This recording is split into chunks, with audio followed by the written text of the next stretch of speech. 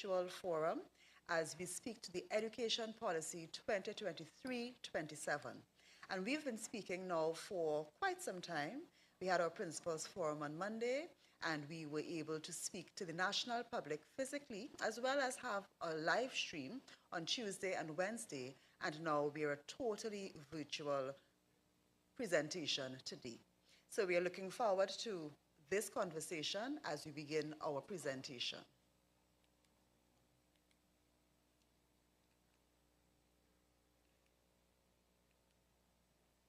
So we are dealing with the National Education Policy 2023-27, a very important document, and it's important for everyone in this nation to understand what we are doing to transform education and how we intend to get there, and to see themselves playing a role in all of us being transformed. What's our why? That's another way of asking, why are we doing what we are doing? Why do we at the Ministry of Education do what we do? Why do our teachers or principals? Why are we doing this? And to understand the deep underpinnings, we look back at what happened just when we were about to become a nation. On August 30th, 1962, our first Prime Minister, on the cusp of our independence, brought our young people together. And at that rally, he gave an exhortation, a charge to the young people. And this is what it says. You're seeing it on the screen, but I want to read it because it's so important. The nation is on the march. There is no turning back. Your responsibility, therefore, is a very heavy one. And he's speaking to young people. If you fail, you jeopardize our nation. I have given to this nation as its watchwords discipline, tolerance, and production. They apply to you, the young people. To your tender and loving hands, the future of the nation is entrusted. On your scholastic development, the salvation of the nation is dependent. You carry the future of Trinidad and Tobago in your school bags. So that was 1962, and this is now in 2023. So what's our why in 2023? Why are we doing this now? And I submit to you that every one of us involved in the education sector should have one goal. And that goal harkens back to that charge given to our young people in 1962. That goal is to ensure the scholastic development of our young people, thereby securing the future of Trinidad and Tobago. That is the big picture. That big picture will only be achieved. Trinidad and Tobago's greatest educational success will be achieved when we all pull together in the same direction. So I love to give the tug-of-war analogy, because when you're doing a tug-of-war, your team forms up itself. There's a leader who says, put your hands this way, put your feet this way, pull back at this time. And working synergistically, that's the best attempt you can have at winning a tug-of-war. And that's what we are doing in Trinidad and Tobago. We are pulling together against all of the challenges to be able to achieve our goal, which is the scholastic development of our students, our young citizens, so that our nation's future could be secured. So what's the role of the education policy in all of this? Now that we understand what we are doing together, what's the role of the policy? The policy is our tool for establishing what our vision is for education. And that's important, because if we are pulling together in one direction, it has to be towards something. And that's where the vision comes in. To achieve our vision, we have to have goals. And these goals can be broken up into strategies as we look at how we achieve those goals. And very important would be the indicators of success. How do we know we are succeeding in doing what we are aiming to do? This education policy that is so critical must align with the overarching developmental policy or developmental agenda for Trinidad and Tobago. So if you look at what that developmental agenda says about education, and of course, our developmental agenda for Trinidad and Tobago is called Vision 2030. If you look at what that says, it says Trinidad and Tobago will have a modern, relevant education and training system. And it speaks about what that relevance is. And it also speaks about the fact that that relevance has to do with the values and attitudes of our citizens. So if that's what Vision 2030 says, it's easy to see how the vision of the Education Policy 2023 to 27 aligns with that. If you look on the other side of the screen, you would see it.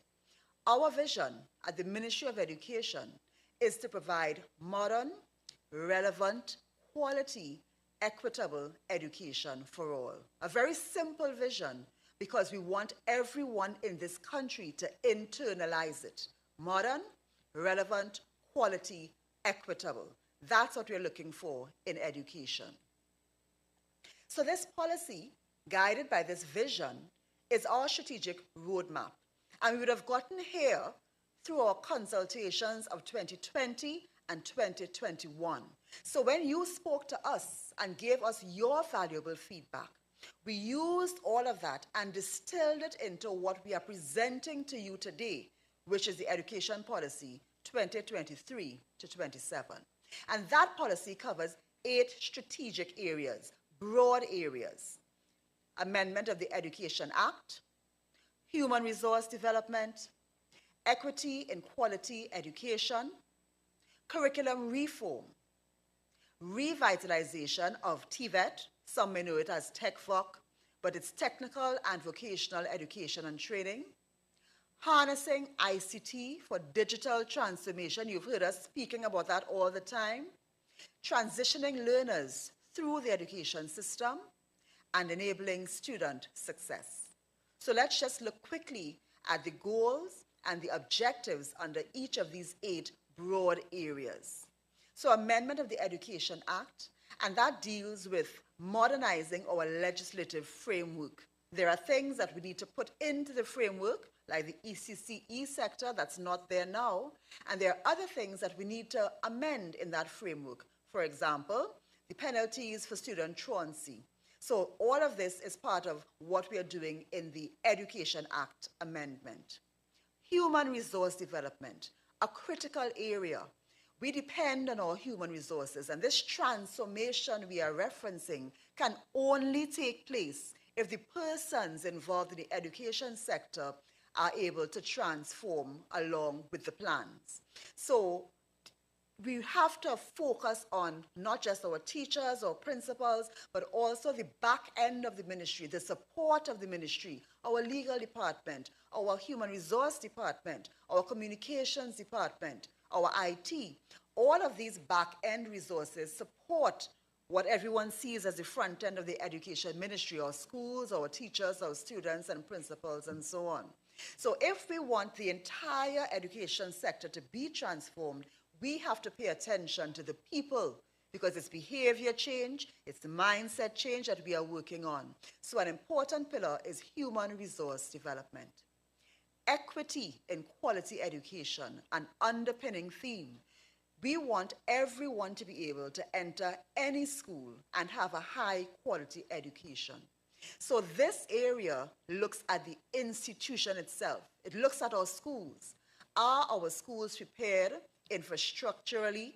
Are they prepared in terms of the teachers, the principals, to offer a high quality education to any child that enters their door? That's what we're looking at here. And so the objectives you would see here speak to assessing that quality education across our schools, and of course, the focus on infrastructure. Curriculum reform, a very topical discussion. It comes up all the time in national conversation, and it featured heavily in our consultations. Curriculum reform is where people are asking, are our students learning the correct things in school? Are they learning to be patriotic? Are they learning the right values? It goes along with the academic, yes, but we have been picking up in our consultations that the country wants to see more being taught to our children, different things, a holistic education.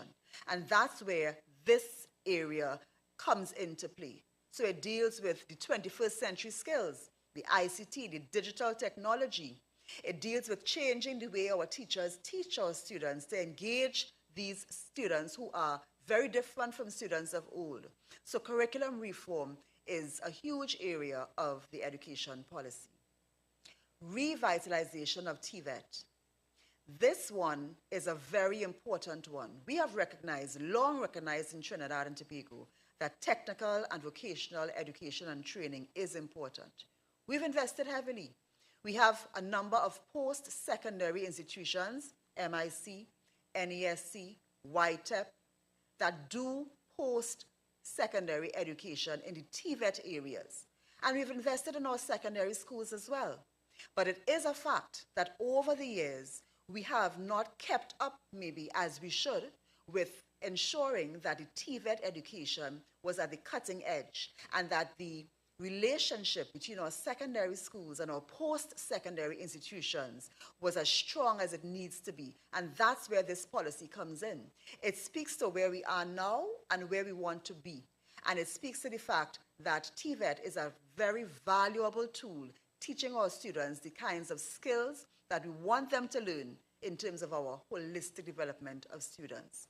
It also speaks to the role of the National Training Agency and how they come in to standardize the TVET offerings across the board. So this one is a very important one for us.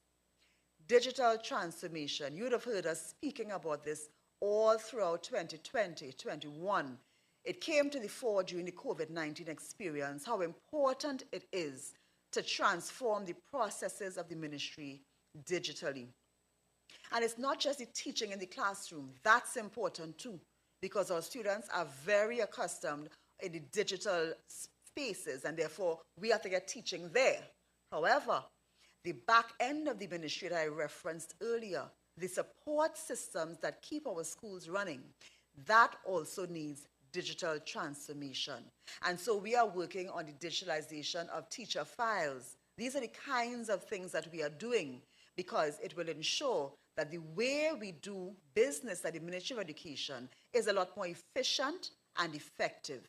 And there are long-reaching effects of us doing this in the proper way. So digital transformation, quite a lot of objectives under this area because it is critical across the board for the education sector. Transition of learners through the education system. I just referenced some of our post-secondary institutions, MIC, YTEP, and so on. We also have tertiary level, UTT, UE. The fact is, though, that some of our students, our young citizens, do not get their way through primary, secondary, and into the tertiary sector to take advantage of this education, of this investment in education. Our annual budget, about 9 to 10% is dedicated to education, but some of our citizens are not able to access that for different reasons. And we are focusing this area on trying to ensure that all of our students are clear about how they can progress from primary to secondary to tertiary, starting at ECCE, of course, and how they can take advantage of that investment. So we are focusing here on looking at the educational pathway, making sure the articulation arrangements are in place, making sure our students are aware and that we bombard them with that information so that they can take advantage of the opportunities. Our last strategic area, enabling student success. When we looked at equity and quality education, that area spoke to the school, and we spoke about how we were ensuring that every school offers quality education. However, we recognize that even in a school that is offering quality education, students may not be able to capitalize on this because of different challenges they may be experiencing. So enabling student success, this area speaks to the goal of ensuring the success of every student within the education system. And we want to look at students who are at risk of underachievement and the support structures put in place to ensure that they can also surmount those challenges and succeed in the education sector. So we've spoken about these strategic areas, 8 of them. We've looked at the goals under each area. We looked at the strategic objectives that relate to those goals. Now, as we go forward, we have to look at the policy directions. And if you have been able to look at the education policy, it's on the ministry's website. So we encourage you, if you haven't just yet, go on to the ministry's website. Take a look at the policy, and you will see that under every strategic objective, in a very granular way, we have outlined the policy directions. It's written that way so that it's clear to understand where we are going in every objective and what we need to get there. Under those policy directions comes sub-policy development. And we're going to look at some of these sub-policies that support this education policy. And these sub-policies deal with more specific areas because education is broad. The policy is broad. So when we come to some very important smaller areas, it's important for us to outline what we are doing there as well and how we are structuring those areas to be able to achieve the objectives and that lead back to the goals and lead back to the strategic areas. So we're going to look at some of those sub-policies that we have developed along with this policy. And of course, from this sub-policy development in a more specific area, then we come to the implementation plans, and that's where we put timelines and we put key performance indicators so we know we are achieving the success that we are setting out to do. So our education policy 2023 to 27 now is an updated version of the policy that went before, which ended in 2022.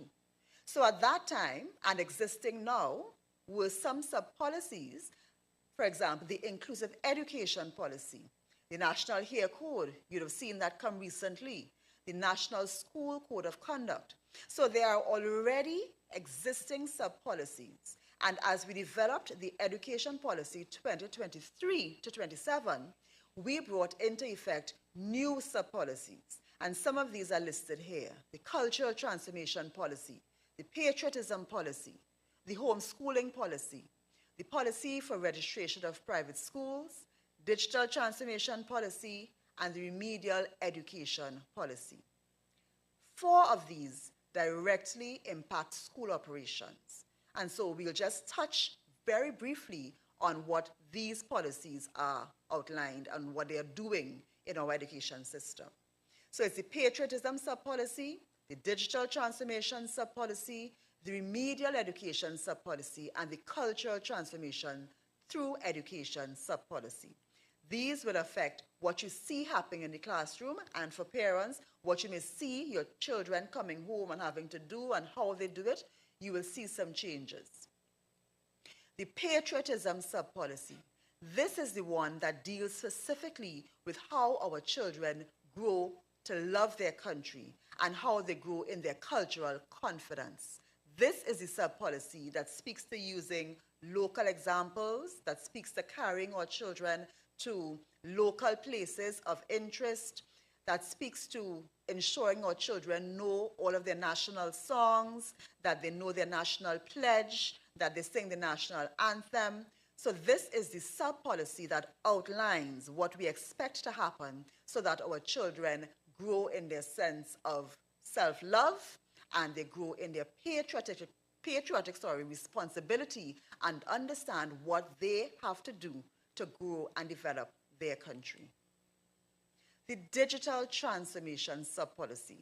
This is one that has been in effect even before this education policy has been presented to you in this way, and we have been implementing this. And you know that we have been doing this because you have seen your children come home with devices. That's part of this sub-policy. You also, our principals, our teachers would know that we have been gathering information from the schools to digitize our student and school records.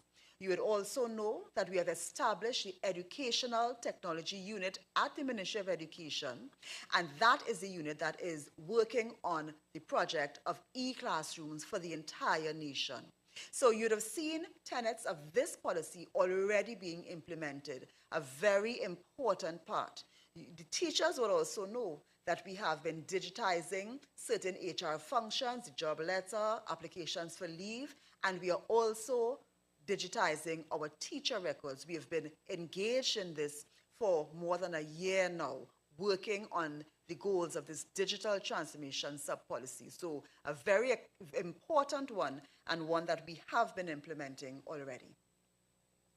The remedial education sub-policy, again, the nation would be aware, and you would have seen the implementation of this when we had the Vacation Evasion program last year for secondary schools. We had it this year for secondary and primary schools. You would have heard the ministry speaking about 106 schools of focus that we are placing a lot of attention on and resources into.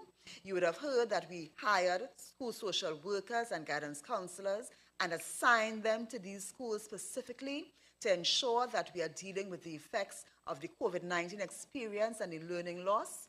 And you would have seen us rolling out this sub-policy even before we are presenting it here as a part of the overarching education policy 2023 to 27.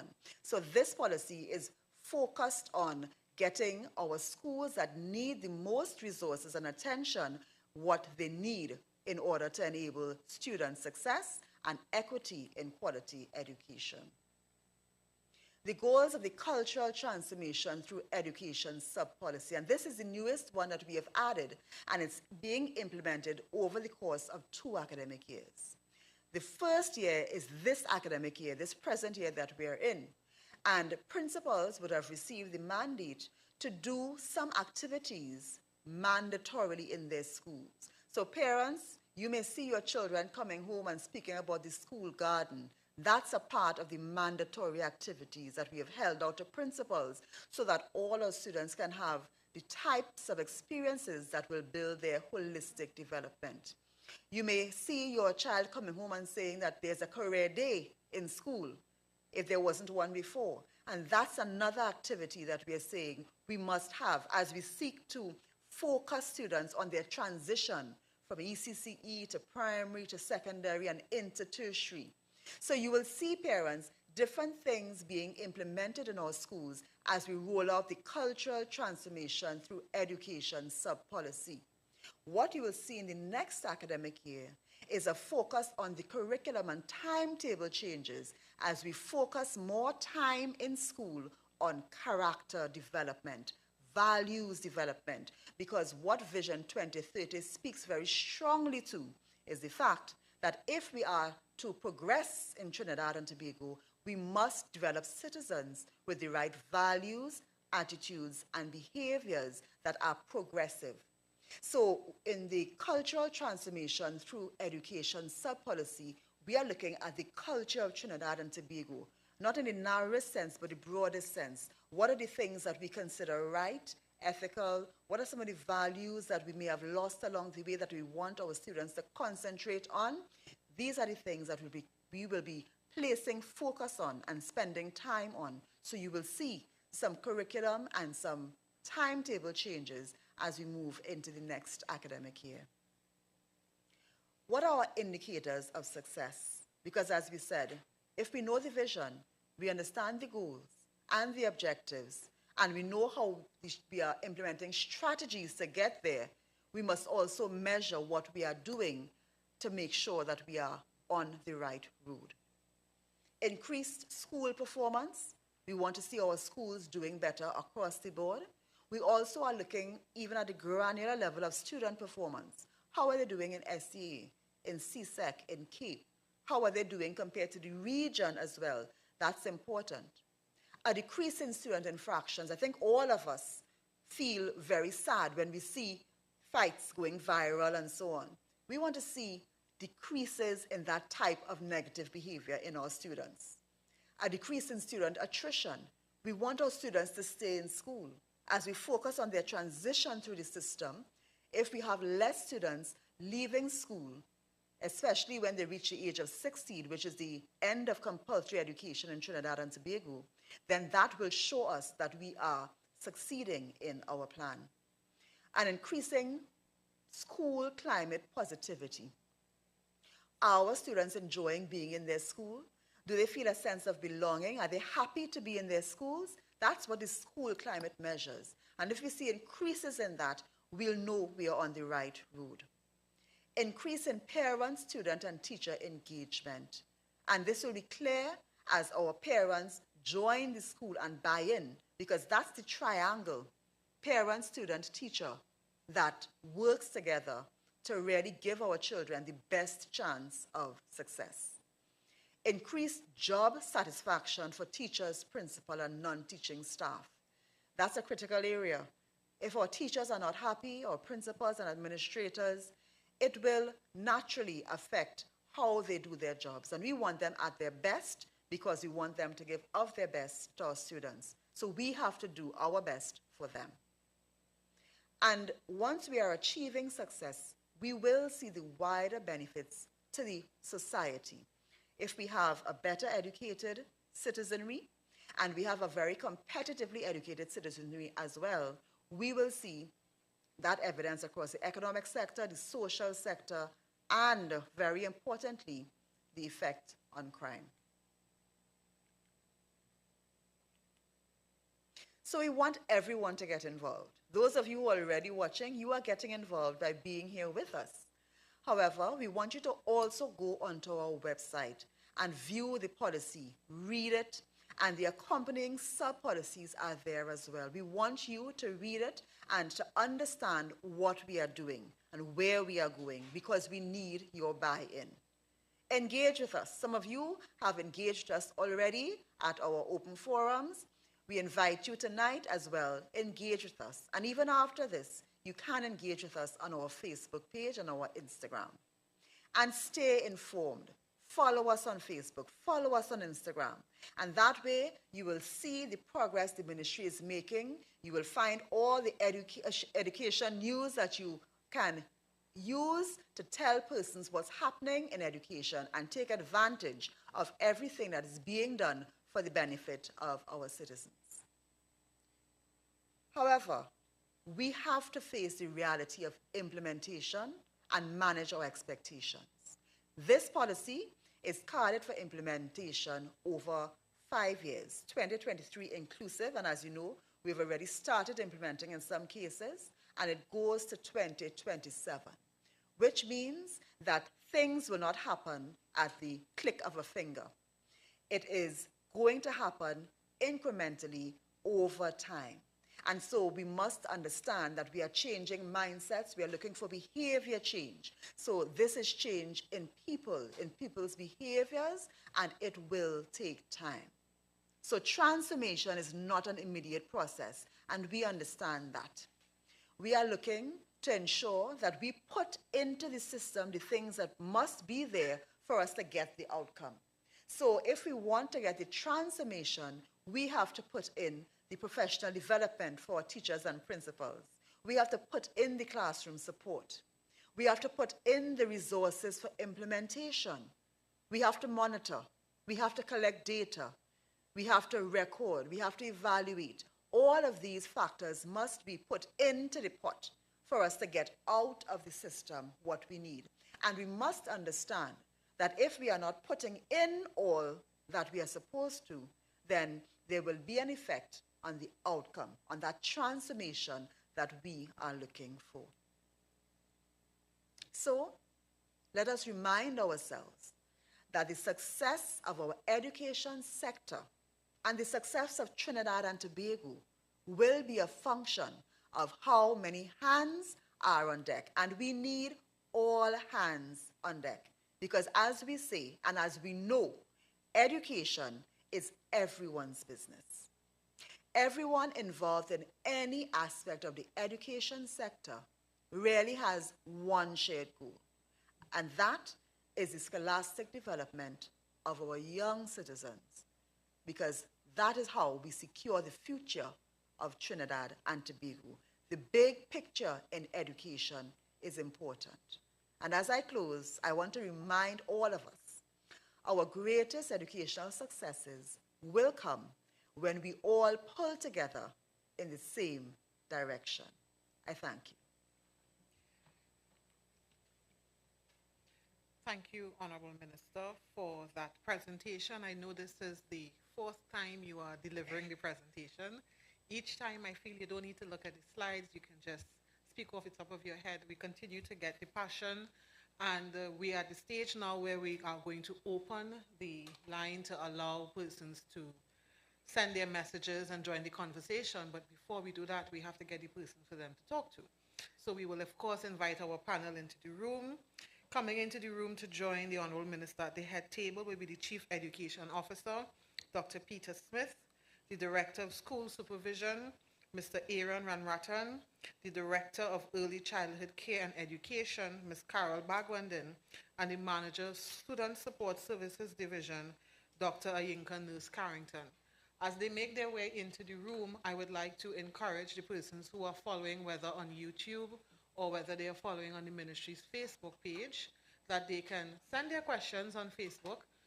They can also join the room, and they will be allowed to ask their questions directly. That process will be managed by Mr. Neil Tobias, who is our moderator for this evening. She will start the conversation off with the panel, and then she will invite persons who are in the queue, so to speak, to join the conversation as we engage in an in-depth conversation around the education policy. The Honorable Minister has set the foundation for the conversation, and I now invite you, the general public following us on our platforms as well as TTT YouTube channel, to join the conversation, and I hand over to our moderator, Mr. Neil Tobias. Thank you very much, Chair. And a special good afternoon, Trinidad and Tobago. Hello and welcome again to the Ministry of Education's EdU Talk series. I am Tennille Tobias Solomon, and it is a signal honor to serve as your moderator for this evening's proceedings. Ladies and gentlemen, it takes a village. It takes a village to raise a child, but it also takes a village to educate a child.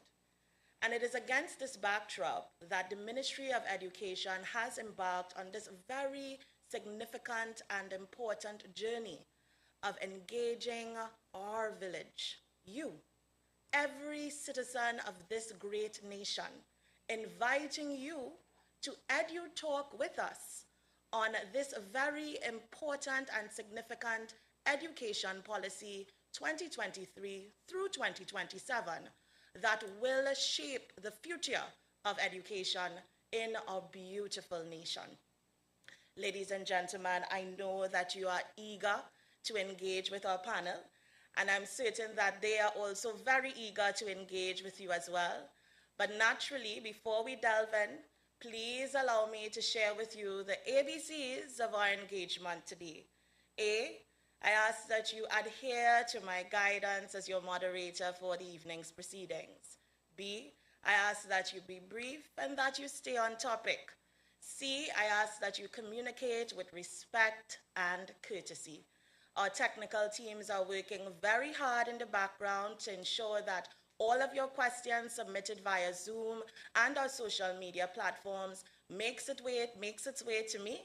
And I assure you that I will work very diligently to ensure that your questions makes its way to the panel. So now that we know our ABCs of engagement and that you're clear on how we're going to connect with each other today, I turn my attention to our very esteemed and distinguished panel. Please allow me to introduce them again. Certainly we have Dr. the Honorable Nian Gadsby Dolly, our Minister of Education, our Chief Education Officer, Dr. Peter Smith, our Director of School Supervision, Mr. Aaron Ramratan, our Director of Early Childhood Care and Education, Ms. Carol Bagwandin, and our Manager of Student Support Services Division, Dr. Ayinka Nurse Carrington. Distinguished panel, thank you for sharing your evening with us. And I have to ask at this time, are you ready to EdU Talk with us? Very ready. And that is a very excited panel. In case you may have missed it, they are gearing and ready to EdU Talk with you. Now, for those of you all who have joined us from the very start, you would have heard our Honorable Minister speak to the strategic pillars of our Education Policy 2023-2027, which are supported by a robust suite of sub-policies which have been designed in essence to actualize the intent of the strategic pillars and priorities. Panel, I'd like to guide our discussion around these sub-policies, starting off with the remedial education policy. And I'll begin first by directing my question to the Honorable Minister of Education. Many students in 2021 and 2022 performed below the 50% and 30% mark in SEA. And this is attributed to the significant learning loss due to COVID-19. These students have now transitioned to secondary school. Can you share with us what is being done to assist them now? Sure. And I want to say that I think all of us in the country have been so happy to see our grades in the SEA and the CSEC and the CAPE rebound to pre-COVID levels this year. And it's been a function of our students being physically in school, as well as some of the measures that have been implemented at the primary school level to help our students. However, at the secondary level, where we have the students in our secondary schools already, and they would have experienced the learning loss and the difficulty, what we did as a part of the remedial education sub-policy was design a different way of operating in 26 secondary schools, and they are part of our 106 schools of focus. So in those 26 schools, we've asked principals to redesign and to take a close look at the Forms 1 and 2 syllabus and to pitch the level of the syllabus where the students are at to get them up to the level of what was formerly called the primary school leaving program, but it is now called the secondary school. There's a new name for it in the secondary school. And the CEO, what is the new name? It's the Lower Secondary Proficiency Examination. So we have renamed that exam, and we've asked the principals in those schools to take a close look at that syllabus and to ensure that the students in Forms 1 and 2 who are there presently now can sit that examination. And the first cohort will be sitting it in 2024. And the reason for this is because we understood that coming out of the primary school, they did not achieve, many of them, the level of literacy and numeracy, most importantly, that they needed to. And without that, it would be difficult for them to progress and to follow the usual syllabus. So we have done that, and so that is where those students have the opportunity to progress their literacy and numeracy skills to the extent that they can do that examination. And there's another purpose. Sometimes we have students who enter secondary school older. So sometimes it may be 13 or 14. And because compulsory education ends at 16, some of these students, they leave school very early. And that's the attrition we are speaking about, and that's what we are focusing on when we speak about transition through the education system. And so that lower secondary proficiency examination, which was formerly called the primary school leaving examination, that certificate allows them also to access government jobs. So we want to ensure that, one, we provide them with a syllabus that meets their need and brings them to a fundamental level of literacy and numeracy.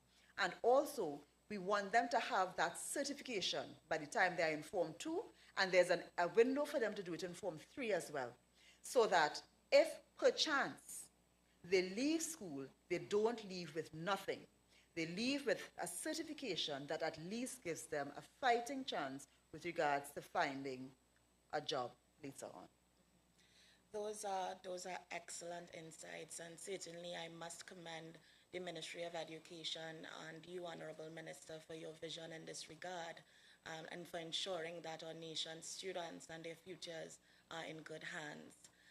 Staying with the theme of remedial education, in your presentation, Minister, you touched on the great work that has been done around the vacation revision program during the July-August period. can you explain for us how this program has provided effective remedial support to students?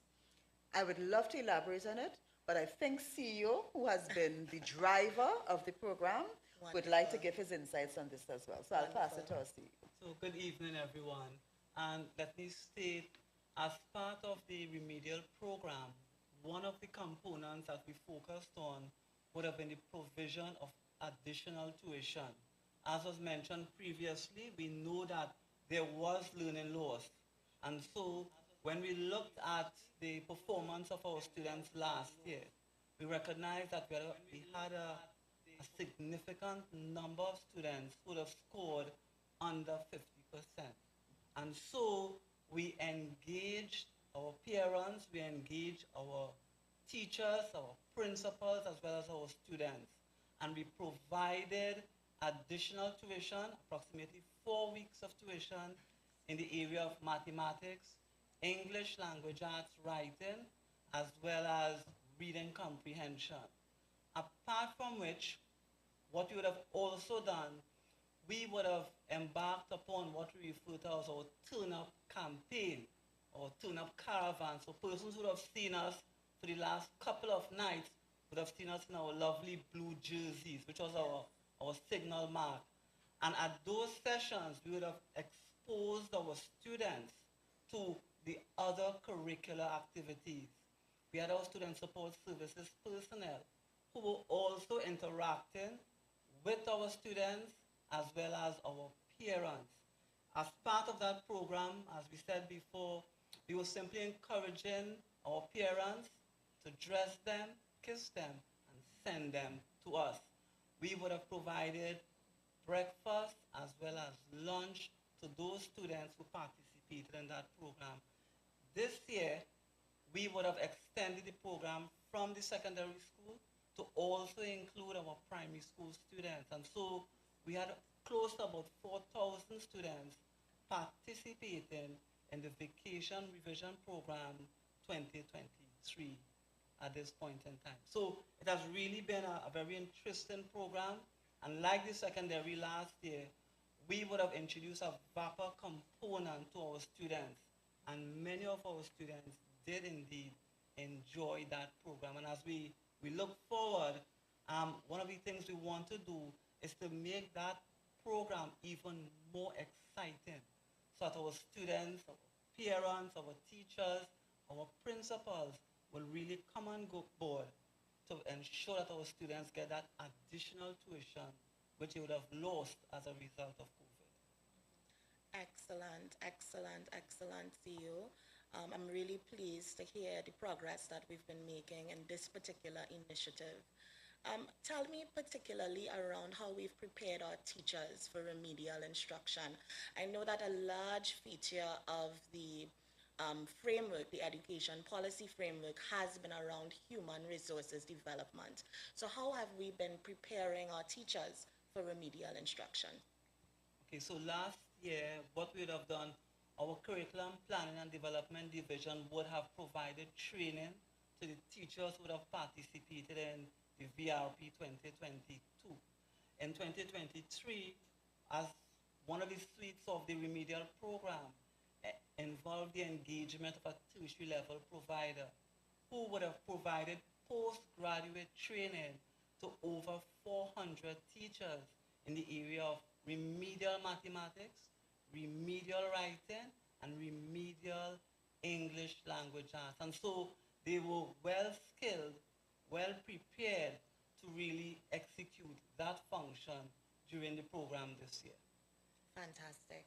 So now that we've covered the remedial education sub-policy, I certainly would like the opportunity to transition to a sub-policy that I'm particularly fond of because of the great impact that I know is to come from its successful implementation. And that policy in particular, sub-policy rather, is the cultural transformation sub-policy. And to lead our discussion around that, I will go to our Minister of Education, who is looking at me very intently. Minister, the cultural transformation policy emphasizes revising the school curriculum to prioritize core values and workforce readiness skills. Why implement this policy? Some may argue that the curriculum already addresses the teaching of TNT culture. Why is this significant? So the first thing I want to clear up is that this culture is in the broadest sense. So it's not culture and arts only. It's the way we think, the way we operate, and our values, attitudes, and behaviors. If you were following the crime symposium, anybody following that symposium, you would have seen different prime ministers speak. And all of them, when they spoke, they mentioned the type of citizen we are creating. They spoke to the fact that the education system is so critical in creating the type of citizen that would drive our country's development. And that's what we are investing the money for. $5 billion every year, we are investing that in education because we are trying to create citizens, the ideal citizens. So we look at it as the ideal Trinidad and Tobago citizen. And that's the goal of this cultural transformation through education policy. Because all of those regional leaders spoke to the fact that we have to look more closely at the type of citizen and the character of the citizen we are producing. That is where we have to spend some more time. And in our curriculum, we are very examination and qualification driven in this country. And we do very well. However, many of us are looking at our crime situation and saying, why are our students resorting to violence? When we see the viral videos on Facebook and so on, but it plays itself out in the wider society as well. So those leaders were speaking to why are citizens choosing violence? Why do we have that level of corruption? What kind of citizen are we creating? And this is where we are speaking about the cultural norms that we are accustomed to and changing those, transforming those into the positive values, attitudes, and behaviors that we want. So this sub-policy really looks at that holistic development of the citizen, of the person, of their character, their morals, their values, their ethics. That's what it speaks to. So in our curriculum now, because we are very examination-driven and very qualification-driven, it requires us to do other things, make some small timetable changes to focus on the development of the whole person. Because if we don't change what we are doing now, we cannot really expect to have a different result. So it means that we have to change that a bit, spend more time in the classroom during the school day, focusing on other things, focusing on how we build our students to have teamwork, how we expand their minds, how we speak to them about introspection, how we help them to have the tools to deal with challenges and conflicts.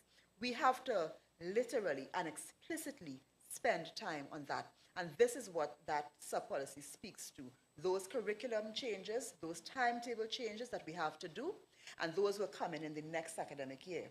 This year, we have said to principals, there are some mandatory things we want you to do.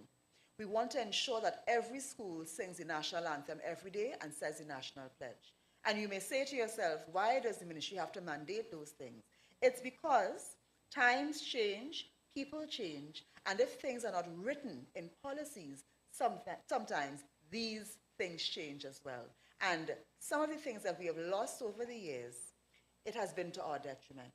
So this policy speaks to making those granular changes, giving our students different experiences so that they build different types of skills, so that they have a different type of mindset, and it allows us then to really work on this holistic education and the development of the ideal Trinidad and Tobago citizen. I like that, the ideal Trinidad and Tobago citizen, bringing back the old-time days through this cultural transformation sub-policy. My next question is going to be for our director of the ECCE, Ms. Carol Bagwandin.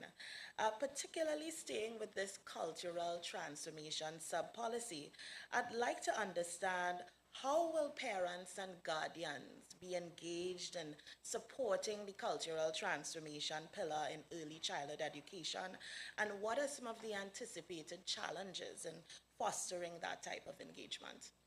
Okay, so thank you very much, Tanil. So at the early childhood level, we say that is the foundation level and it is the ideal place where we start exposing children and their parents to all these activities.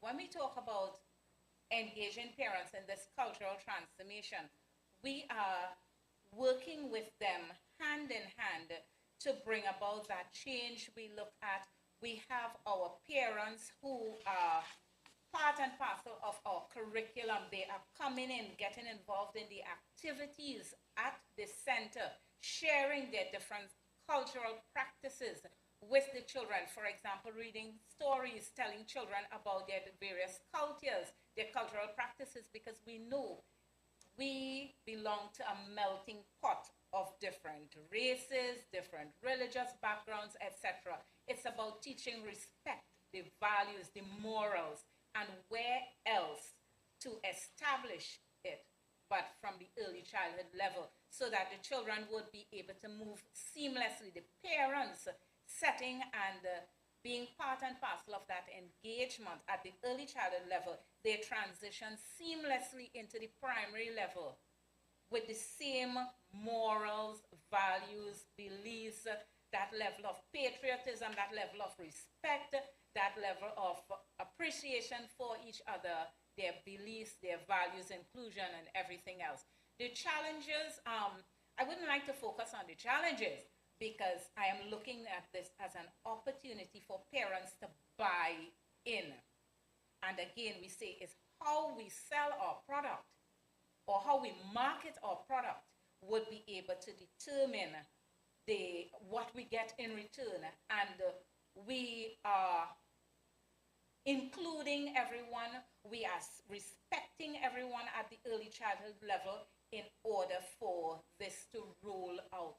So when you're talking about the engagement of parents in the cultural transformation policy, we are looking at embracing everyone, respecting their morals, respecting their values, respecting who they are as a human being. In that way, when we all speak the same language, basically, it would be a seamless, I wouldn't even say a task, but a seamless engagement. I prefer that word engagement because that is what we want. We don't want just involvement. Involvement is totally different from engagement. We want that engagement with the parents, the community members, when they understand. Again, it makes life easier. It makes rolling out and implementation of the policies across the board easier. Yes. And what are some of the long-term benefits you foresee for our young learners and society at large from the successful implementation of this cultural transformation sub-policy, Director? Oh, as Minister said it perfectly, the ideal Trinbagonian citizen. This ideal Trinbagonian citizen, respect for culture, respect for self, respect for community, respect for nation. That is what we are seeing at the end of it all. Thank you very much, Director. Now, my next question, and I'm staying with this team, we do have 2 questions in queue from Zoom, but I ask that you just bear with me while I complete this segment in terms of our cultural transformation sub-policy, and then I'll make a segue over to begin taking your questions. So I just want to stay with our Chief Education Officer, Dr. Peter Smith. Can you share with us around the plan for monitoring the success of these policies? Okay, so thank you once again. And that's a very important question because apart from the plan, we really want to be able to implement, or even before implement, we refer to a term called installation. We want to install those policies, implement and monitor. And so what we have done at the Ministry of Education, we have put together subcommittees for each one of these policies. And each committee has a champion, and we are charged with the development of that implementation plan.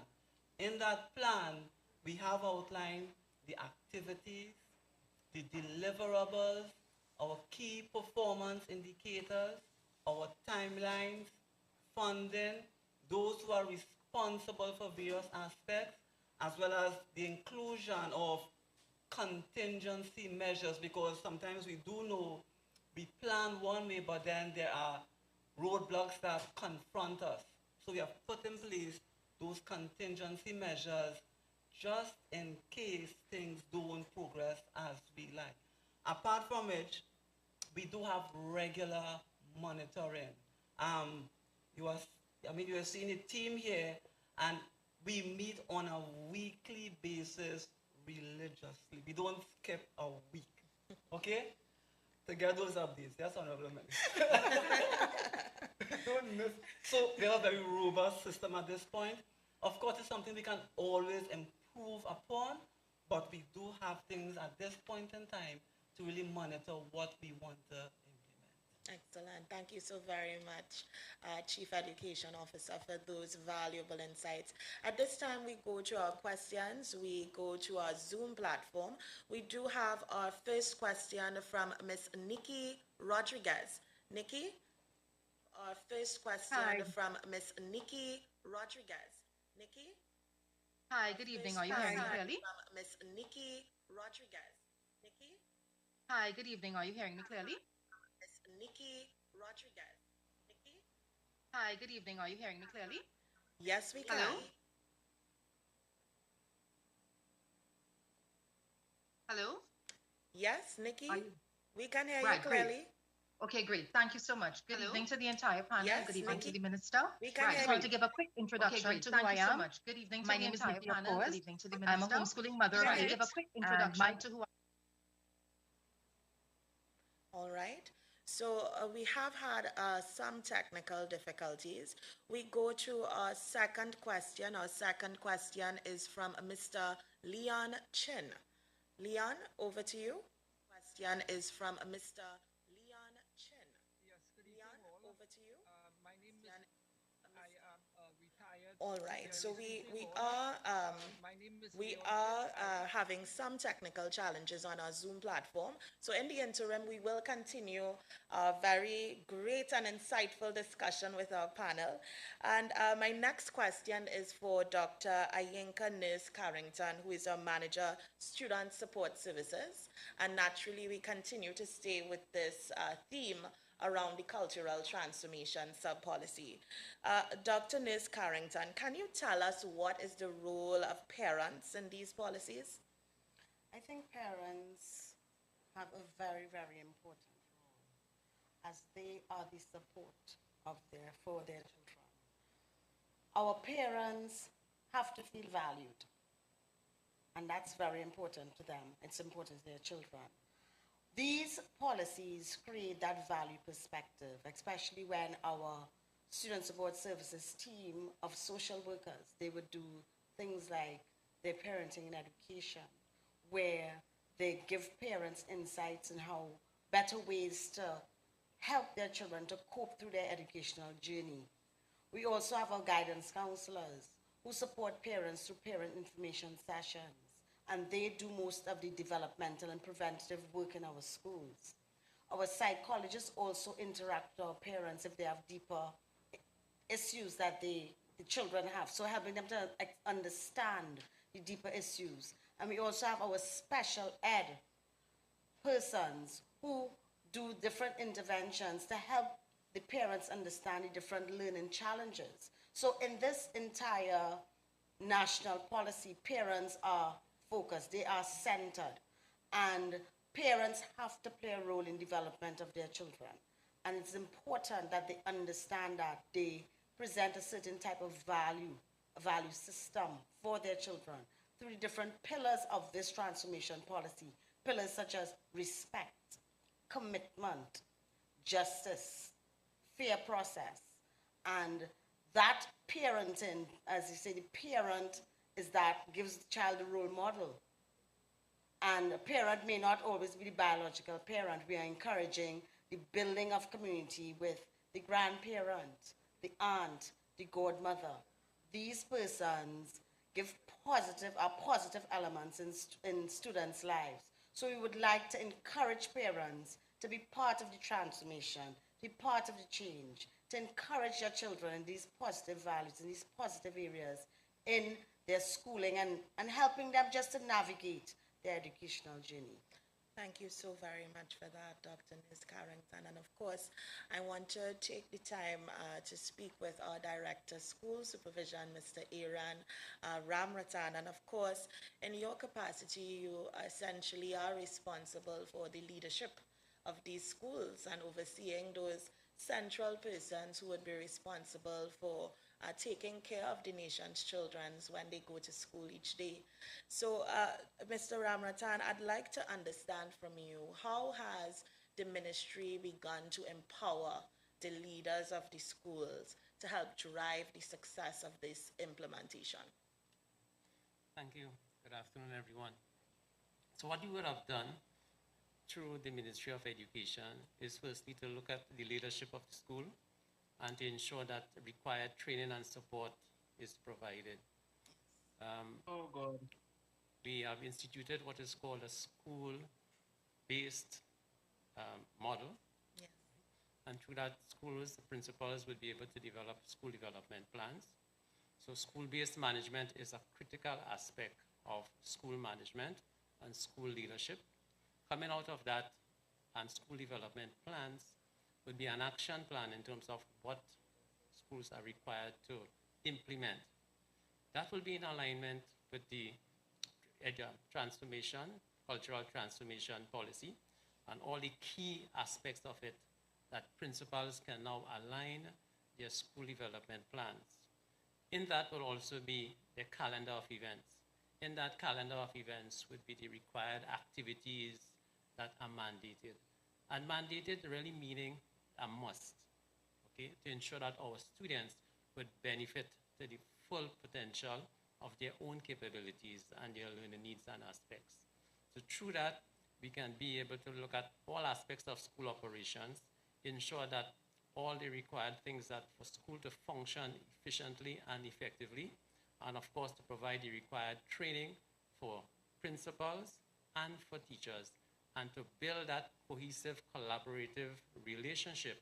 We also have what is called a district leadership team, comprising of school supervisors who would visit the schools and follow up with activities, what is happening, and provide that level of support. Together with the school supervisors, we also have curriculum officers and, of course, student support services division personnel as well. They visit together as a team and to provide that level of support to our schools, our principals, our teachers, our parents, and stakeholders in general. So we can build that kind of relationship and ensure that the required goals they are to achieve will be accomplished, and of course to maximize our students' potential and ensure that we see the level of progress that we want for our students in every single school. Fantastic. And I think what we're seeing Trinidad and Tobago from the discourse thus far is that cohesion across the length and breadth of the ministry. Everyone is talking to everyone, ensuring that there is that organizational alignment to help drive the success of these initiatives. And at the end of it all, ensure that our children are best positioned to succeed. I've been giving the nod that our Zoom is back up and ready, so I will turn over once more to Miss Nikki Rodriguez for her question. Hi, good evening. Are you hearing me now? Okay, Yes, we great. can. Good evening, Madam Minister, and to the rest of the panel. My name is Nikki. As you would have heard, I'm a homeschooling mother of 8 children. We homeschool all the way through secondary school, and I've been at it for the past 14 and a half years, 14.5. I've already graduated from our homeschooling nest 3 students, right? All of whom have gone on to university, and all of whom have done exceedingly well. 2 of them have already graduated university and have done so with honors. They are now mature, well-adjusted, morally upstanding citizens of the Republic. As a believer, my husband and I made a decision that we wanted to be able to instill certain values in our children and raise them to be independent, yet critical thinkers and self-motivated learners. We wanted them to be industrious. By God's grace, we've been successful so far. Through our journey, we have produced 3 entrepreneurs who started businesses by the age of 11, 2 of them at 11 and 1 of them at 14. Our second son, by age 13, already had 5 diplomas from accredited online universities in the fields of psychology, criminology, and forensic psychology, to name a few. How was he able to achieve this? It wasn't because he was in the system, unfortunately, right? Or fortunately. He was at home where he was able to learn at his own pace and free to pursue things that interested him. He didn't eventually pursue psychology and stuff in university. He went on to do mass communication. But what he would do, he'd be able to, because of, again, his homeschooling, he had that freedom to get up very early in the morning, complete the US-based Christian curriculum that we had purchased. And then once he was finished with that, he was able to pursue his interest. If someone had looked in on us, they would swear we did nothing all day, because by 10 a.m. he was finished with his, let's just say, his dedicated work for me.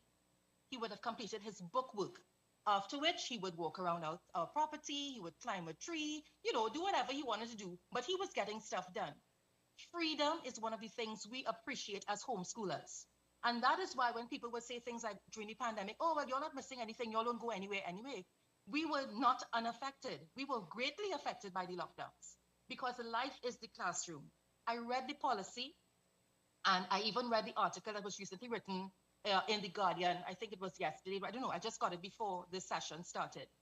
And I wanted to let, in case the panel is unaware, I know it was written in the policy, but really and truly, it's for real, for real. Life is our classroom. So that means that we could learn at any time and anywhere. A simple trip to the grocery, for example, might be a chore to some people, but it's an entire lesson in economics, in meal prep and planning for us. Ms. Rodriguez, we ask, in the interest of time, we encourage you to get to the question. Okay, getting to the point. Thank you. Yeah, sure. This simple exercise teaches things like budgeting, financial planning, skills, and stuff that they need for life. I love math myself, but Pythagoras theorem, I can't remember the last time I used it. The fact is that parents are their children's first teachers, and homeschooling curricula could be many and varied. I want to know, based on the policy, how do you plan to test the things that we do? For example, the academic year, I don't necessarily follow our academic year. We just came back from vacation this weekend, right? So we are free to do whatever we do. We pick up and go on trips, and that's also something called world schooling. So I don't understand, for me, how you guys plan on coming in and testing homeschoolers, especially when many of us, well, some of us don't follow. So, Ms. Rodriguez, the panel is prepared to answer the question that has been posed. So the Honorable Minister will take your question at this time. Thank you very much for your contribution. Ms. Rodriguez, I want to congratulate you, because clearly you are doing your business correctly. And the ministry has no intention of changing what a homeschooling parent does. We want to see that breadth of freedom for our children to be well educated. Under the Education Act, however, the Minister of Education, whoever he or she may be, has a responsibility to ensure that all children, whether in a government school, a private school, or homeschool, are being properly educated. And while you may be an excellent example of a good homeschooler, I want to let you know that at the ministry, we deal with a broad gamut of homeschooling. In some cases, it's very difficult to even understand what is happening for the students. And so we have to look at it in a very broad level.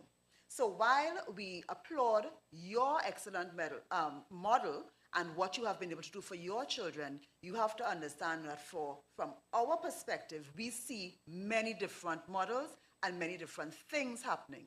You have made a decision to homeschool your children, and you have gone through with that. At the Ministry of Education, we see many examples of persons who have decided to homeschool at one point in time, and for various reasons, they change their minds along the way. And when that happens, they try now to get their children back into the system. And there is where we have a lot of difficulties sometimes, because they may not have been following. You are following a syllabus, you are following a particular curriculum, and therefore it was a lot more structured in terms of what you were doing. But we see different things, and we see the difficulty when parents are trying to bring children back into the system, and when the child is not of the required standard based on their age, and then we see the frustration and the blaming of the ministry for not doing what we were supposed to do in monitoring. So as we said yesterday, and I want to reiterate, this is not about putting a policy in place that is overly onerous or that does not understand the fluidity of a homeschooling system. And therefore, though we would have taken on board the comments of our homeschooling association, we have recognized that they have further comments and further clarifications that are required, and we are willing to entertain another discussion so that what we come up with in the end is suitable for all. But we want you to understand also that though you may be a homeschooler of a particular model or standard or type, there are other things out there that the ministry has to deal with. And so the policy that we create has to be able to accommodate all of those different scenarios. So we will engage again the discussion with the Homeschooling Association, and we will look at what needs to be tweaked if there are tweaks to be made in this policy. But we have to consider that we are the ministry, and therefore we have to be all inclusive and encapsulating all scenarios. I totally understand, but I don't only speak for myself. I have over 100 families beneath me because I mentor quite a number of homeschooling families as well. All right. I didn't get a chance to speak to the other things, but Thanks I hear very you. much, Thank Ms. you. Rodriguez. I appreciate the comment. Thank you very much, Ms. Rodriguez, for the feedback. And I do echo the minister's sentiments. Congratulations on your achievements thus far. We move to our next question via Zoom. We have a Mr. Leon Chin. Leon, we welcome your question at this time. Good evening, all. My name is Leon Chin. I'm a retired secondary school teacher with 37 years of experience teaching in the public secondary school system, and 9 years of teaching experience in a private secondary school after retirement. I congratulate the ministry on trying to improve students' attitudes, because to me that is the number one reason why students do not learn and they leave without passes. So there are a couple comments I want to make more than questions, but they may be phrased as questions. Number one, I think the ministry needs, first of all, this is my view, first of all, to target the selection of teachers. As far as I understand, you cannot teach what you do not know. You cannot lead where you will not go. More is learned or caught rather than taught. And there's another saying I have here. Oh, what you're doing is speak so loudly, I can't hear what you are saying. And if you don't have the right teacher with the right attitude, you're not going to get very far. I can recall once overhearing a teacher berating her students about their bad behavior, and she was using foul language. I don't know how she expected them to change. The second thing, so number one, teacher selection, I think is key. Oh yes, also under that, I had the pleasure once when the ministry had a mentoring program to mentor a teacher. I really appreciated that opportunity. But I know several other teachers did not want another teacher in their room. They did not want to have to deal with another teacher. But to me, the best way to learn how to teach is to learn with an expert, with somebody who you can learn the right things from. A lot of times, unfortunately, in school systems, people come in with great ideas, eager to teach, and all the other teachers with their bad ways says, where do you think you're going with that? You know, and they discourage them and they turn them off and teach them their bad ways. So number one, teacher, the kind of person the teacher is. You can't, it's very difficult to teach people things that they don't value. You want these teachers to pass on values to students. And if they don't hold those values, they can't really pass it on. Number two, the second thing, reading. You all talk about a remedial program. Great. You're finally doing something about it. But in my view, my respectful view, you don't need remedial if there is nothing to remedy. And if there is something to remedy, then there is a cause in the beginning. And I think you need to get there first and prevent that from happening. I do not think students should be allowed to move up in the school system, primary school system, if they cannot read at a certain level. One of the things I always remember, my father came from China as a 15-year-old boy, not knowing how to speak English. And one of the things I always heard him say is he taught himself to read with a candle under the shop counter and a reader. Mr. Chen, He taught himself English. Mr. Chen, I hear the passion and we appreciate it. However, we really have created these sessions to respond directly to your questions. And naturally, of course, there are several other persons who are in queue as well. So please, I'd encourage you, if you have a question for the panel, I'll invite you to share it with us at this time. Okay, so number one, are you prioritizing your selection of teachers, the character of the teacher? Not whether they can pass an interview, but their actual character. Is there a way of assessing the character of a person? I feel, I can say that not because I'm out of the system, there are a lot of people in our schools who don't belong there. They don't like children. They only come to teach a subject. They tell the students. So Mr. Chen, I want to thank you very much for your contribution. That is a pertinent question. Minister is eager to take it. Yeah, I just want to say, Mr. Chin, that your observations and what you are saying is very true, very real, and very valid, which is why the ministry has to do a lot of work in terms of our training of teachers. And we have begun to formalize the way we advertise training as well. Sometimes the training sessions, they were advertised too short in advance, and therefore arrangements couldn't be made and so on. So all teachers did not get the opportunity to take part in the training as we have liked.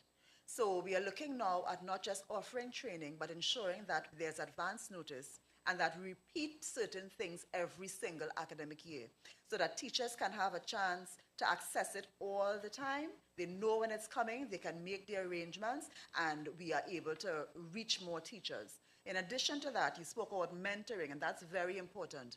One of the things we are doing is instituting literacy and numeracy coaches into the schools, because we recognize that even when we are training the teachers, when they go back into the classroom, sometimes implementation is difficult.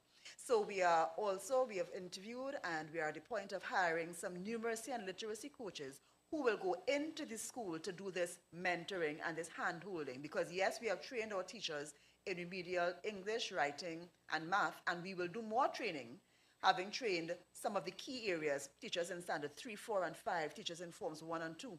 So we have done that so that any teacher is able to teach better students who have issues. And so though we are doing that, we're doing the training, we are putting the coaches in, because we want to ensure that the training is actually implemented in the classroom. And he also spoke about, in terms of that mentoring, we want to encourage the development of professional learning communities among our teachers and principals as well. That means that there'll be a group of peers who can speak about their challenges, their successes, and teachers can help teachers in a non-threatening environment. Sometimes when teachers go into the classroom, as he said, not everyone is comfortable with someone coming to the classroom, but if we can get teachers and principals speaking about the same issues together, we think there can be information sharing and imparting. So very, very valid points, and we are working on our primary schools as well as our secondary schools. And so the efforts we are making at the primary school, we want to reduce the need for remedial efforts. But we are where we are now, and we have to face the situation we're in now, and that's why we are dealing with what is presenting itself to us at this time. Thank you very much, Minister, for those insights. We have another question in queue from Mr. Bruce via Zoom. Bruce? All right, we may have lost Bruce. Mr. Bruce, are you there? All right, so we transition to our next member of the viewing audience via Zoom, Mr. Cohen Benassia. Mr. Benassia? Hi, good evening, and good evening to the minister and panel. And are you hearing me? Yes, we can. Well, it's basically two basic questions, but it's how would these policies apply to schools like Maple Leaf International School and the International School of Port of Spain? And Two, has the Ministry of Education engaged with the international schools in with regards to the policies that would affect them? And that's it. Thank you. Thank you. Private schools are administered differently. So the Ministry of Education doesn't have direct control over the administration. They follow different syllabi and so on. So really, this policy is going to be implemented in our public schools, government-assisted schools at the ECCE, primary and secondary level. Excellent. Thank you very much, Minister. We do have another question via Zoom from Miss Ria Mohammed. Ria? Good night, everyone. Can you hear me? Yes, we can. Oh, thank you very much. Pleasant good evening to everyone. First of all, I'd like to congratulate you all on this Zoom session, giving everyone the forum to express their opinions and, have their answers, their questions answered and so on. Congratulations to you all. I am a parent of a special needs child that attends school in the mainstream system. She's in primary school right now. She has been with Student Support Services since she was in first year. And unfortunately, we have had several issues come up and arise with regard to Student Support Services and them not being, they're not following her individual education plan. We're not having aids being assigned to her in a proper manner. If it is that the aid, something happens with an aid, they move her, then Sophia goes back on a list waiting. And as it goes on, Sophia's education is being, jeopardized at this point. My question to you, ma'am, is with regard to our IEP is a legal document binding Student Support Services and all the parties, including myself, holding them responsible legally for, executing whatever is written there to ensure Sophia's education is being, executed and so on. Now, as a parent, can you please advise me, what am I to do now, being that, she's now without an aid again in the mainstream system? Nobody is being held accountable for it. We're waiting on an aid without any answers, hardly any communication. And then who can we hold accountable for this? That her education has not been, in the forefront or, being upheld. And how can we now, I know that you're saying that we have to have checks and balances and so on, right?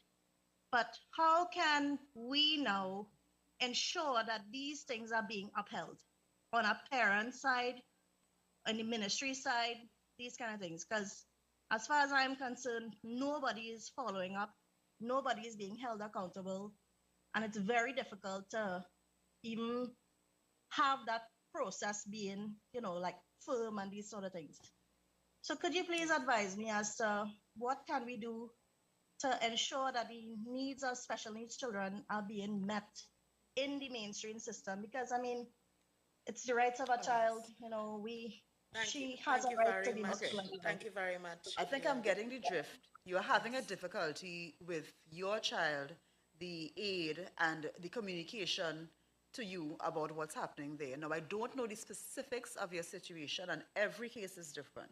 So what I would like, can you put your name and contact into the chat, please? We do have the SSSD director here, and what we will do is ensure that someone contacts you after to find out what is really happening and how we can alleviate the situation. However, I am not sure of the steps you may have taken to apprise the ministry of what's happening, if it's just to the principal, but I want to advise persons as well that at the district offices, they can go if they are having difficulties. That's another area that they can visit, the education district offices, to raise issues if they are not being settled in a manner that is satisfactory at the level of the school. So I want to encourage that that is your next port of call. I'm not sure where this particular parent, and I'm sorry she's having these difficulties, I'm not sure where she would have turned to,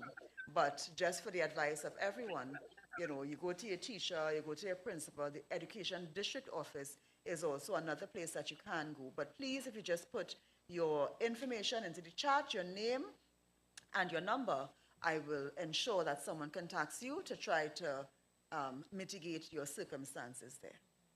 Thank you, Honorable Minister, and thank you very much, Ria, for sharing your story with us, and certainly a representative from the Ministry of Education Student Support Services Division will be in touch. We go to our next question via Zoom from Joel Abraham. Joel? Hi, good evening. A pleasant good evening to the panel and to the Minister of Education. I just want to, this is a follow from the lady before, because I too have been having challenges with student support services. I would have applied for, in fact, let me say firstly, to get my daughter an assessment, it took me 3 years through student support services. I got the assessment, my daughter has applied for, I applied for an aid. There seems to be a lack of communication or miscommunication between the school and student support services. No one knows how to I have communicated with student support on multiple occasions. No one seems to be able to properly direct me as to how I can apply to get a student aid for my daughter. And I assure you that I'm not the only parent having this issue. So if someone could please, if I could please send my contact as well. Yes, please. Have you visited the district office on this issue at all? Yes, ma'am, I have. As well? Okay. All right. So put your contact and your name into the chat, and we will have someone contact you. This is, again, one of the areas that we know must be strengthened with regards to enabling student success and the demystifying of what should be happening at student support services. That's one of the areas that I know we are working on. And I think I'd like to have the SSSD director address this issue and give some direction to our parents in terms of what should be happening, and if that is not happening, how they can get someone's attention to be able to take care of it. Okay. Thank you, Honorable Minister.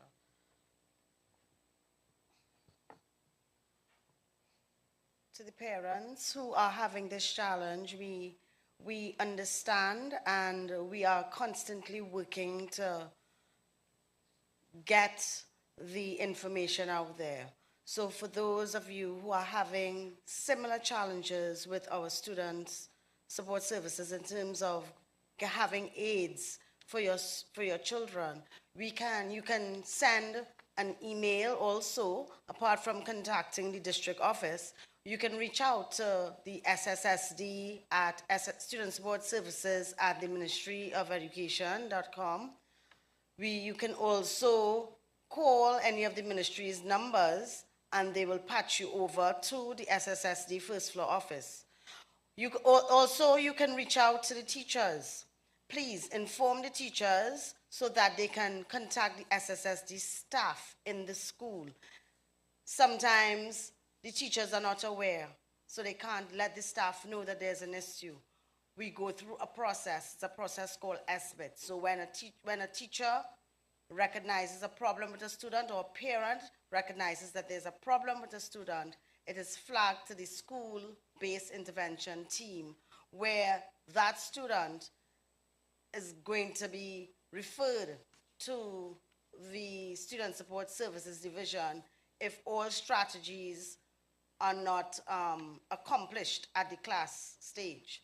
In terms of our student aids, we have a high demand for student aids, and we continuously work on providing that support for our parents.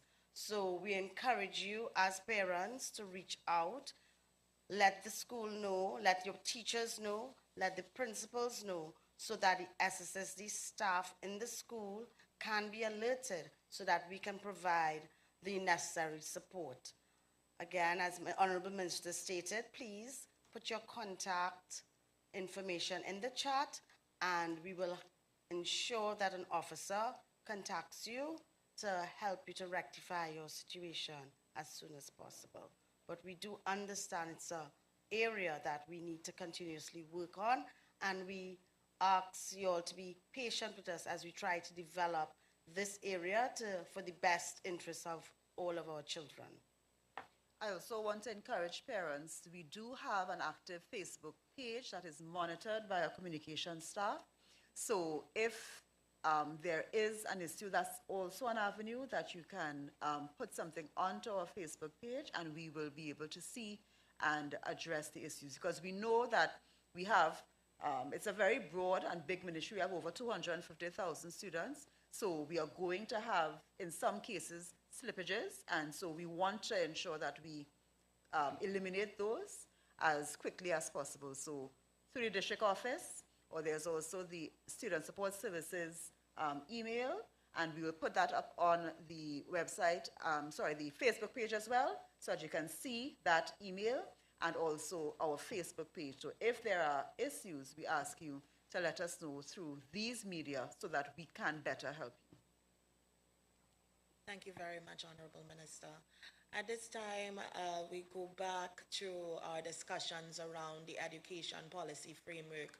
Of course, as you know, the education policy is supported by a robust suite of sub-policies. Thus far, we have discussed the remedial education sub-policy. We have had some discussion around the cultural transformation sub-policy. I'd like to turn the attention of the panel at this time to the digital transformation sub-policy. And my first question will be for our Honorable Minister. Now, Minister, the digital transformation policy, as you would know, envisions an education system that promotes digital fluency and continuous learning. Can you tell us, are schools and the curriculum equipped for a digitally transformed education system? So we are working on that bit by bit. So the last academic year, we would have outfitted all of our secondary schools with Wi-Fi throughout the schools, and most of the common areas in the school. So we would have done that project last year. This year, we are working on the Wi-Fi in all of our primary schools. Now, we have 134 secondary schools, but we have about 435 primary schools. So it's a bigger project, but we are working on our primary schools as well. Now, a number of these schools do have Wi-Fi, most of them.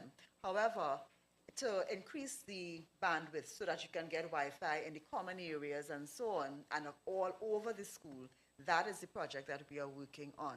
So that's one aspect. Another thing that we have to consider is the electrical upgrade of some of our schools. Because if we want to use more devices in schools, it means that there are more persons coming to plug in.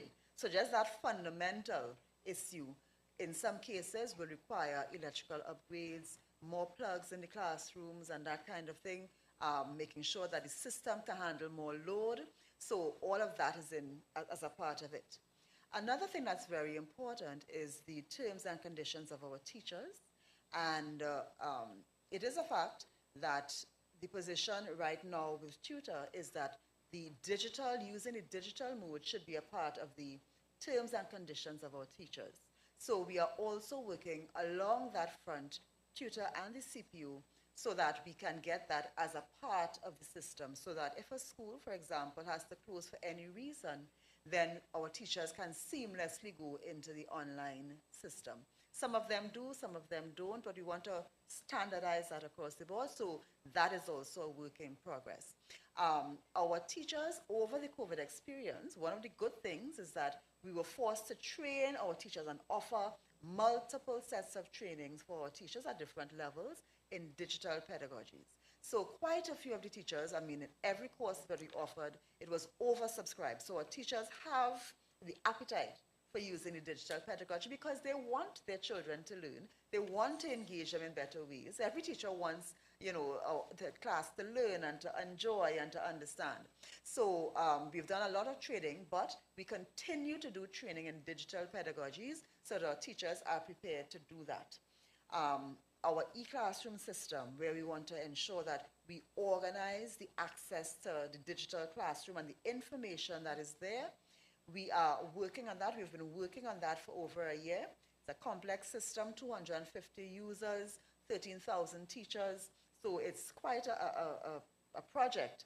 So we're working on the school learning management system, which is building out the e-classrooms, and the student management system or the school management system at the same time, because the information, the digital student records and teacher records, we are using that to build out the e-classrooms. So it's a work in progress.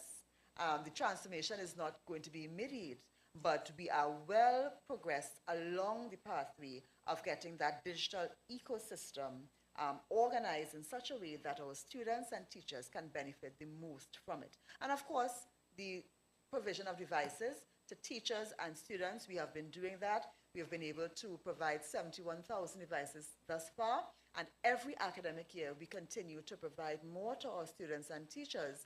And of course, we employ the means test to assist us in distributing to those who will not be able to afford it otherwise. So it's a multi-pronged strategy, and we are proceeding along all of the areas so that we get to that point during this implementation period of our digitally transformed classroom. Fantastic. And one thing you can be certain of is that when you pose a question to the Minister of Education, she's going to be thorough and complete, and she's going to give you all the information that you need. Minister would have answered at least two of the other questions that I had tabled here on the digital transformation sub-policy team as well. But thank you very much, and again, congratulations to the ministry for the continued strides that they have been making in this area. Now, we do have some more questions via Zoom, so I'll segue at this time and I'd open the floor to Mr. Clarence Mendoza. Mr. Mendoza, you can share your question with us at this time. A pleasant good afternoon to our minister, the panel, and to you, the moderator, for this afternoon. My question and statement is based on patriotism, and I would have gone through the document there, and basically, for me, on the patriotism side, we speak of the national anthem and so forth. But what I'm not seeing is our national flag. And I would have put this question in the chat. Our national flag is nowhere to be seen. And I want to say 90% of our schools flies no national flag anymore, Madam Minister. And I think it's something that we need to get back in our schools.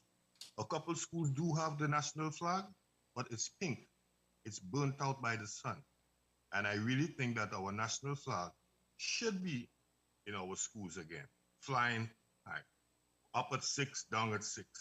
Our students learn to fold the flag, and so is the MPS Guard, who has the responsibility to take down the flag, put up the flag, as the case may be. I also want to say that even my good minister, being on the podium for 2 days with no national flag behind your back, I find it rather strange. Knowing the caliber and the business you are doing, I was looking for that. So I'm not bashing the communication team. They're doing a fabulous job. And I want to thank you for bringing out such a policy and coming out on foot for the last 2 days to articulate what no other minister of education has done. I must make that categorical. No other minister has ever stand forward and articulate whatever policy going forward. So I thank you for bringing that to us, the public, and look forward for more consultation. Thank you. Mr. Mendoza, that point is well taken. That point is well taken. Thank you very much for your insights and contribution. We continue to value all the contributions of our listeners, and we encourage you continue to share with us via Zoom, via the chat platforms that we have on our social media platforms, Facebook, Instagram, YouTube. I invite at this time Ms. Joanna Garraway to share her question with us.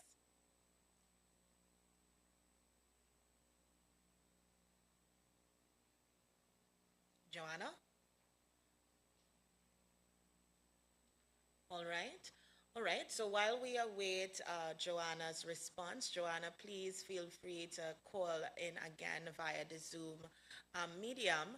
I would stay with some of the points that have been raised by our previous caller, particularly around the patriotism policy.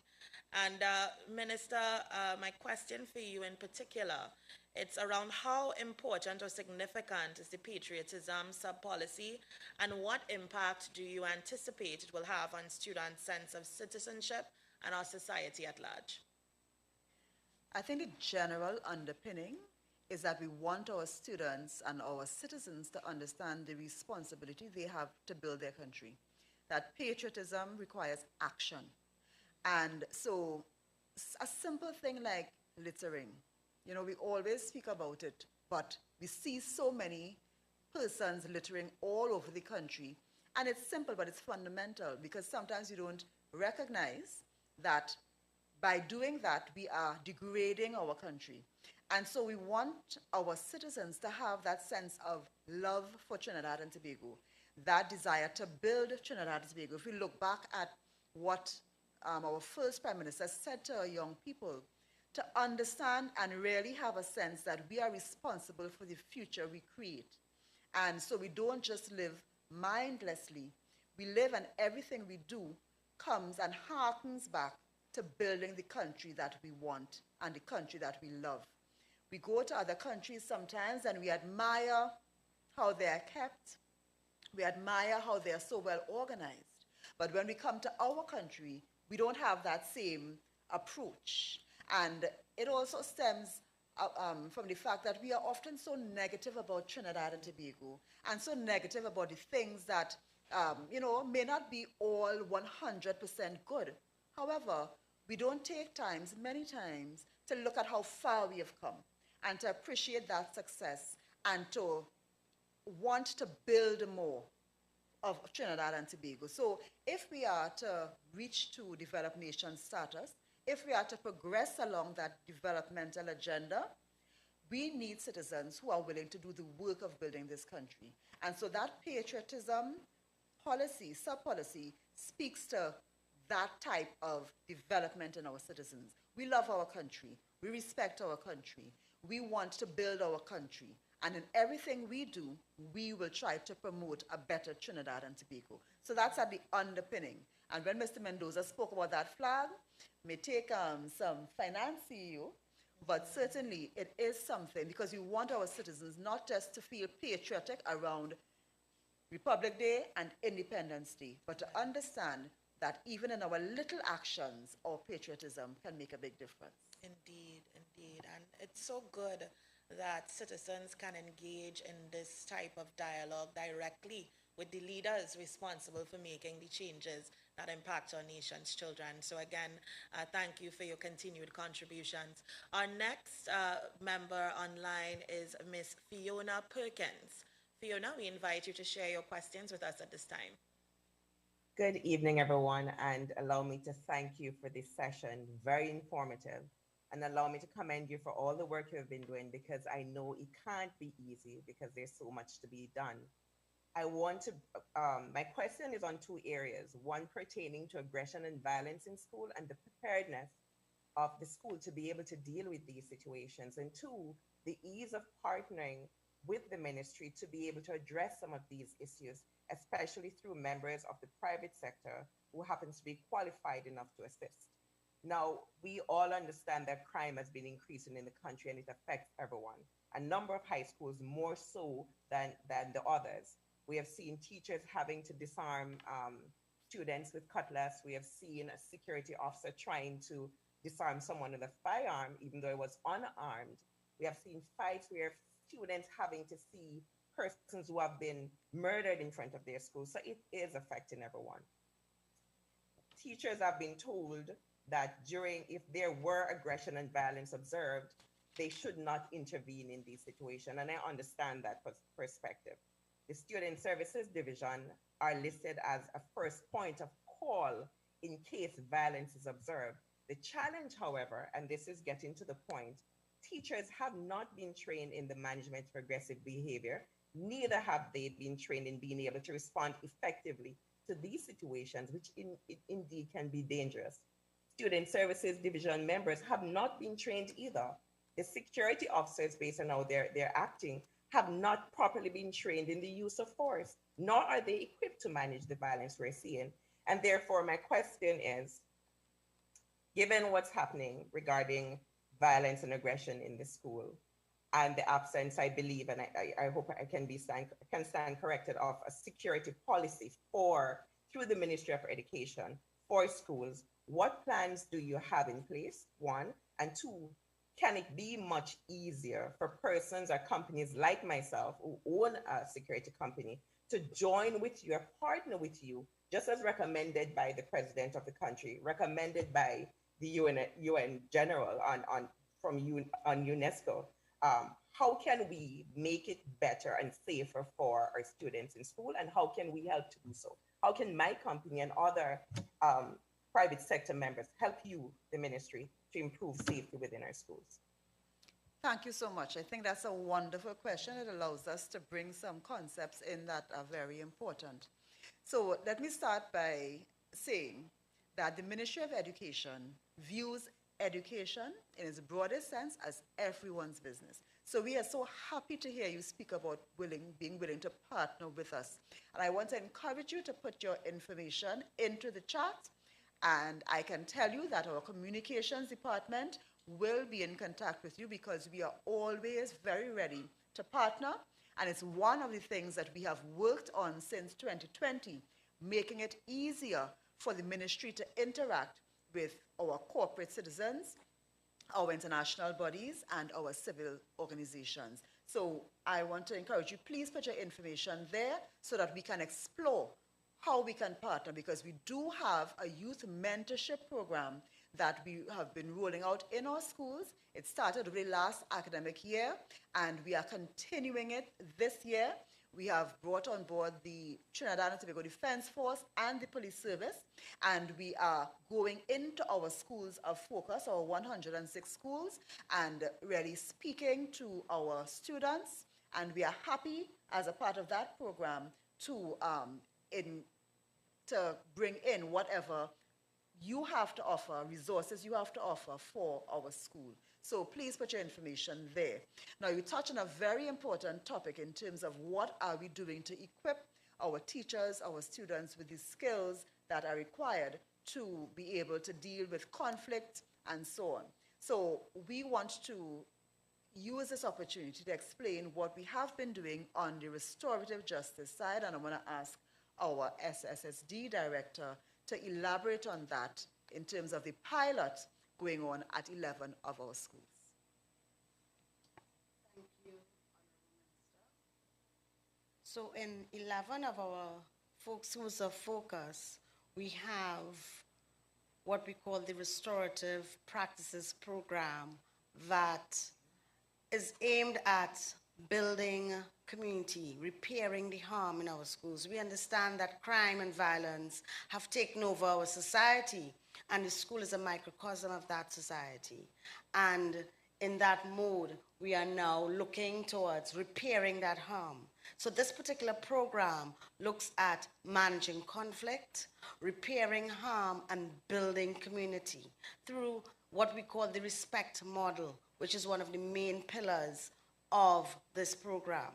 From the months of May to July, we trained over 400 persons in this particular program of restorative practices, from the principals, vice principals, teachers, school supervisors, SSSD staff, safety officers, and our students.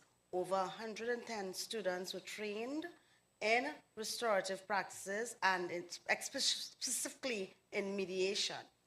This program is aimed at creating safe schools, empowering our youths, and giving them a voice. We recognize that our students are experiencing a lot of frustration and trauma, and through this program, we are using different mediums. For example, what we call a restorative circle is an example of one of the practices that we use.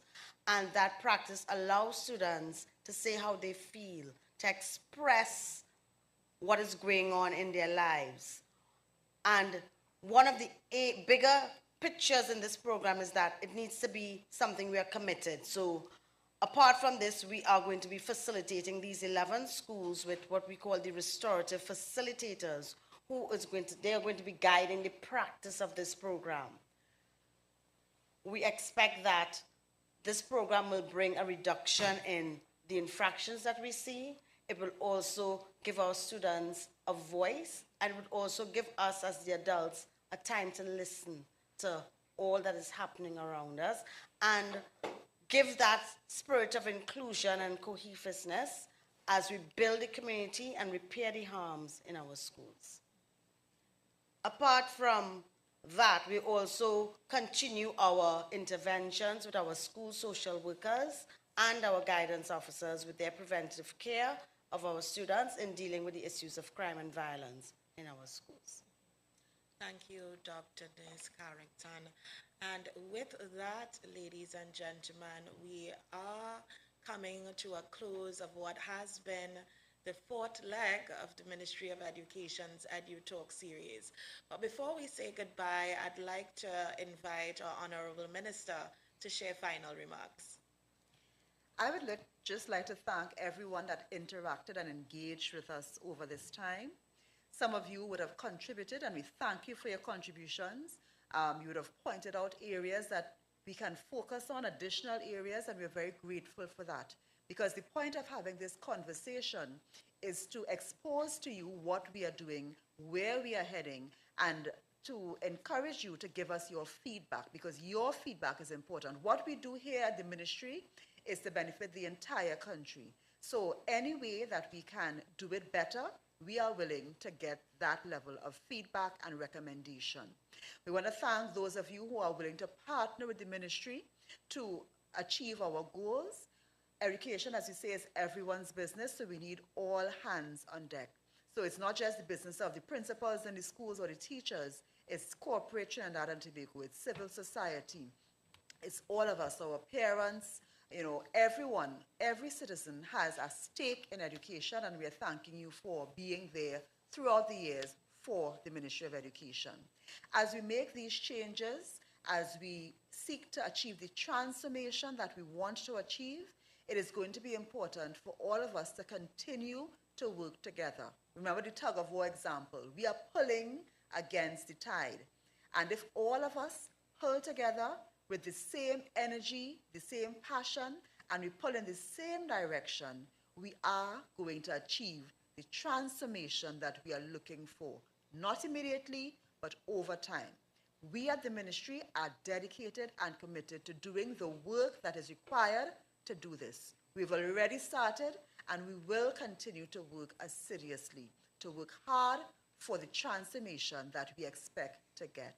So we thank you. We invite you on board with us. Remember, the policies are online. We ask you to take a read, take a look at what we are doing, follow the ministry on our website, on our Facebook page, on our Instagram, see where we are heading, and most importantly, give us your feedback and let us work together to transform not just the education sector, but to transform Trinidad and Tobago. Thank you for your support. Thank you, Honorable Minister. I wish to congratulate everyone who logged on and joined in on our MOE EdU Talk virtual forum for this evening. This is the fourth in the series of 5, and we have had a very engaging discourse so far. Education, as Minister said, is everyone's business, and as such, the objective is to provide a space for all our stakeholders, our parents, our teachers, even our students, and we go to our students tomorrow. And tonight, members of the wider population to share their ideas, their concerns, their recommendations on the plans and projects, many of which we have seen implemented. And while it's simply a reinforcement for others, we know for many, it's new and it's something that they have to get accustomed to. Some of the plans and projects are already being introduced. So as we get your feedback on how to make them better, we encourage you to log on, as Minister said, send the messages to our social media platform. And others, the change is not going to be easy. Transformation is not easy. Growth is hard and requires dedication, conviction, and a mindset of success as the only accepted outcome. To the moderator this evening, Mr. Neil Tobias, thank you so very much for managing the conversation. You did an excellent job, and I'm sure there's a virtual round of applause happening at this point in time. Your expertise is very much appreciated with the panel this evening. To the EdU Talk panelists, I want to refer to them as the dream team now. The Honorable Nian Gadsby Dolly as the leader and visionary, the driver of this transformation, our CEO, Dr. Peter Smith, our Director of School Supervision, Aaron Ramratan, our Director, Early Childhood Care and Education, Carol Bagwandin, our Manager, SSSD, Dr. Ayinka Nurse Carrington. We have one more to go, and I think we've saved the best for last. We meet with 400 students tomorrow, students who go to government and non-government schools, and we are very, very anxious to get their feedback on education, on the Education Policy 2023-2027. I want to thank our partners. We were on TTT's YouTube channel. We have had the Caribbean Sign Language Center here with us, and I want to thank them for their continued support, not only today, but every event that we have, they are there working with us. To the communication team, you see, I called for the flag, and the flag arrived. So, Mr. Mendoza, the flag is here. Again, to our suppliers, we thank you very much for continuing to provide professional support. None of these sessions would be made possible without everyone's involvement. We have had our PS. I will tell you, she went home and she came back to be part of this evening's program, and I want to thank her. She has continued to support and provide whatever we need at the 99th hour to make sure that it is a success, both P.S. Williams and P.S. Meyer, who unfortunately could not be here. I encourage you to continue to share your comments, make your recommendations, and hold us accountable. Exchange your ideas with the ministry on our social media platforms. You can email us at educationpolicyinfo@moe.gov.tt, message us in the inbox on Facebook, on Instagram, and continue to reach out because your views are important to making this policy a success. With that, ladies and gentlemen, thank you again for your participation. Good evening and God bless.